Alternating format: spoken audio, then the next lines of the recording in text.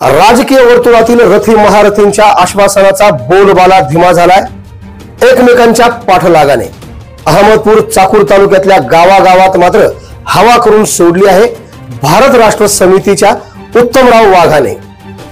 मागील काही महिन्यापासून बीआरएस पक्षाच्या माध्यमातून नव्यानेच पण प्रचंड उभारी घेतलेल्या उत्तमराव वाघ यांनी अहमदपूर व चाकूर तालुक्यातील घरणी, आजनसोंडा, हाडोळतीसह इतर सर्कलमध्ये जाऊन बीआरएस पक्षामध्ये सेना, बीजेपी, काँग्रेस, राष्ट्रवादी आदी पक्षांशी संलग्न असणाऱ्या कार्यकर्ते, पदाधिकारी, सरपंच, उपसरपंच अशा लोकप्रतिनिधींचा पक्ष प्रवेशांचा सपाटाच लावलाय।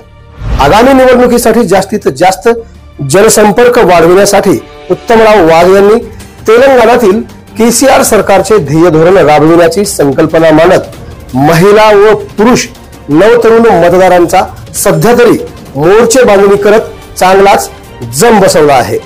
ज्या ज्या गावात जाईल त्या त्या गावात शेकडो महिला, पुरुष व कार्यकर्ते पक्ष प्रवेश करत अब की बार बीआरएस सरकार अशा घोषणांनी उत्तमराव वाघ यांच्या नेतृत्वाखाली अहमदपूर चाकूर विधानसभा मतदारसंघ ढवळून निघत असल्याचे सध्याचे चित्र आहे। यामुळे आजीबाजी सत्ताधारी राजकीय पुढाऱ्यांच्या पायाखालची वाळू सरकू लागली आहे अशी चर्चा अहमदपूर चाकूर तालुक्यातील जनतेमध्ये होऊ लागल्याचे चित्र पाहायला मिळत आहे।